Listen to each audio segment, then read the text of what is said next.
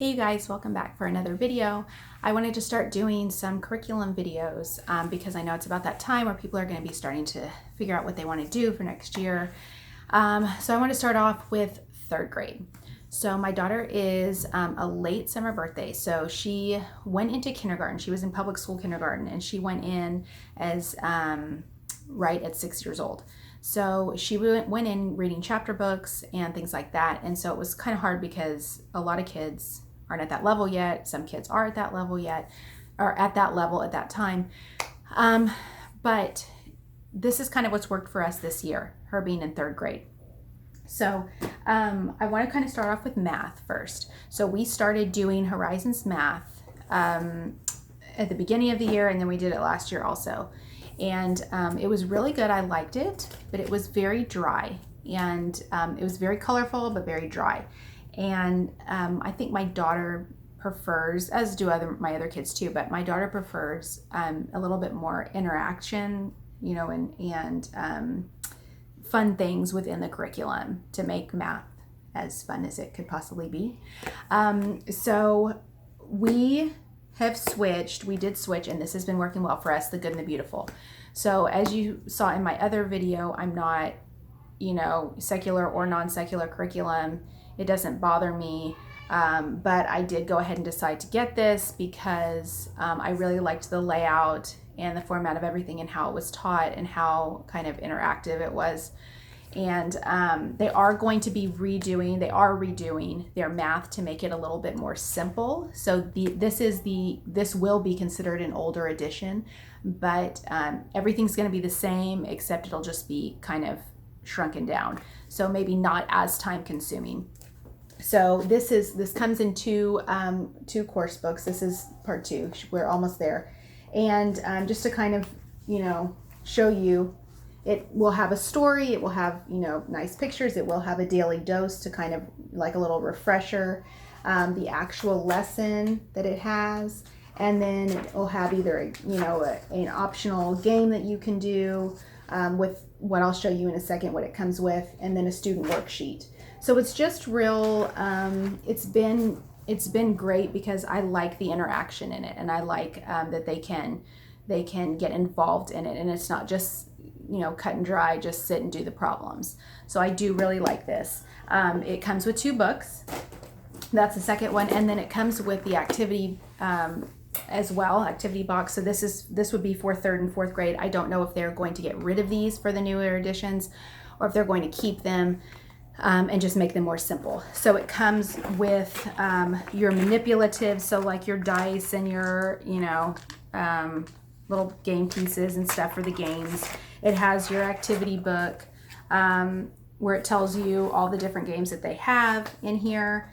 It comes with all the game pieces and pretty solid paper here, and as well as, let me see, the math journal where you can keep all the information in here, and write in here each time you learn something, so you can go back and kind of look it up if you need a little refresher on something.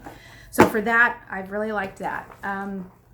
Horizons was good. It's okay if your child does not need this this kind of engagement in math. If if that doesn't bother them, then Horizons is a great option. We just didn't feel like it was best for us at that time. So another curriculum, Good and the Beautiful curriculum that we have liked so far is the language arts. This one's a little bit beat up, but it only comes in 1 book, so I can't show you a prettier book. So language arts, we are in level 3.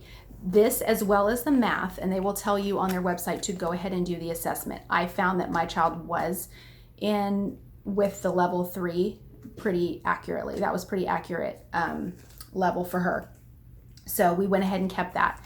But there might be some gaps that you need to fill in. For the most part, though, it was up to speed with what she was doing. So in my experience, the levels correlate with the grades, but that might not always be the case. So the language arts does have a lot of other stuff included in here: geography, grammar, art, spelling, vocabulary, writing, punctuation, literature. Like I said, it's one book, and I like it because it doesn't do like a huge amount of review. It does a little bit of review in each lesson from what you've learned before, but it does not go crazy, and you do not sit there for hours doing this, because language arts and grammar, all the rules and everything is not my strong point. So I needed an open and go kind of curriculum that worked well. And this works well. So when we first started, I was doing like, picking and choosing certain things. And that is not something you want to do with a subject that you are not good at. It was awful. So this I really like. You will have this is towards the end, but you will have various spelling rules. So I'll get to spelling in a minute, but I do a separate spelling curriculum, and she is a pretty good speller and reader. So I actually skip these because I go ahead and do the spelling curriculum by itself. And if she knows how to spell it, then I'm not worried about the rule. That's just how I am. And, other teachers or people might see that differently. But if you can spell it, let me see if you can spell it. If you can spell it, we're moving on. It's things like that I just, can be time consuming. So along with the math as well as the language arts, there is, they have an overview, obviously, before each unit about saying what each unit has in it. And they believe they do have, so they have the review as well. They have the unit reviews. So it's not tests, but I just need to know that you know it and that you've learned it. And I'm okay with that. So I do not do graded tests, but this helps to have little checkpoints throughout. So Good and Beautiful Language Arts, I've liked that. This also, the levels also hers came with a poetry book here, and they'll just ask you, they're not long poems, they're just, short little poems, and they'll ask you different things about the poem or when to read it, or some of them they might ask you to memorize. So that's been real good for her too. She likes that. And then it also comes with the reader. It corresponds with the level of the book, the course book that you have. So this, when I first looked at it, I said, well, she can read like Harry Potter books. Like this, this is a little maybe elementary, but I found that there's quite a few words in here that she doesn't know. And so I think we're on the right track with that. It's not colorful or anything, but it's, it's pretty easy reading. And so they'll ask you things throughout the course about this as well. So that's good. And you can go on their website and get the same level books under the same level. So they could have additional reading to use as well. And they will also say sometimes, take 20 minutes to go, do your personal reader or your, which is this, or any other, book level at your level. So Good and the Beautiful, we have liked that. From my experience, it is on track with the grades, but they will tell you to do the assessment anyway, because that might not always be the case with every child. We do like the spelling, the Evan Moore spelling.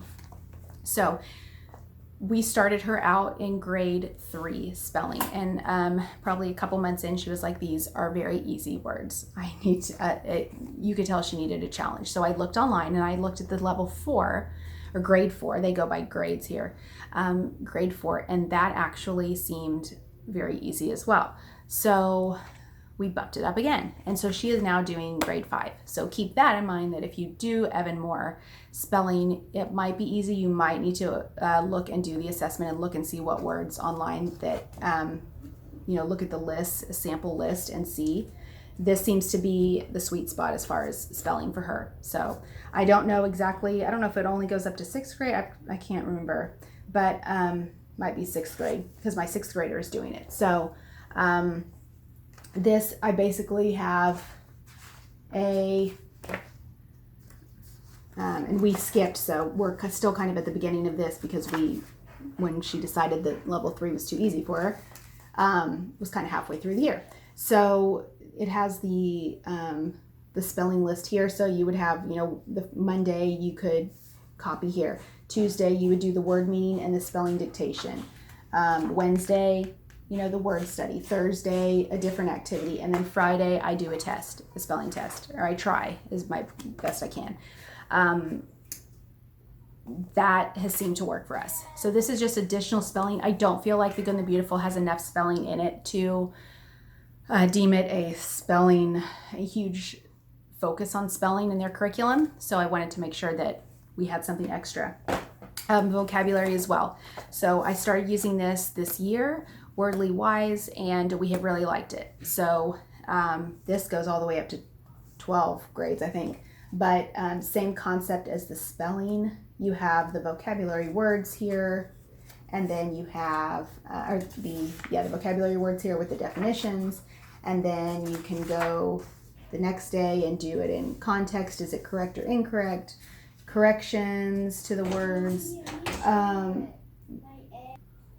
completing sentences, using context clues, etc. So same concept, just do like one section a day of each list. And I have really liked that. That has worked well for us as well. Handwriting, level 3. So this is The Good and the Beautiful. Also, we went ahead and stuck with this in, again, level 3. You can still go and do a assessment and see if that's what your child would be in, but it does the cursive, it has some drawing, some art, things like that. It's really worked well. So language arts, math, and handwriting, all for Good and the Beautiful is what we use. As far as science and history, so I think I'm going to change that up some. With the science, we were doing the Good and the Beautiful, and the history, we were doing Good and the Beautiful. But I feel like the individual units, the science units, were too simple, and it only went up to 6th grade, and that's what my my oldest is in, and he, I think, needed a little bit more. So I'm going to retry that this coming year. I'll get to that in my other videos, but I'm going to retry that this coming year in a different way, and I'm not quite sure how. I might just do that on my own as far as what they're interested in. I like it. I like their science units, but it's just kind of simple. The history, I felt like the family style history maybe wasn't ideal either. So I'm gonna kind of play around with those two and see, and I'll let you know in the video when I make another one as far as what I decided exactly. But I think that I'm gonna switch those around. So I hope this video helped with 3rd grade. If you have an incoming 3rd grader, or if you just need a change, you can change it any time. Granted, there might be some, gaps in certain things, but for the most part, you can pretty much switch whenever and just go at your own pace. So if you have any questions, let me know, and I will see you guys next time. I will be doing 6th grade and kinder and probably pre-K, although pre-K is pretty easy, so I'm not positive if I'm going to do that or not, but kinder I will do, and 6th grade. So I will see you guys next time. Thanks for watching.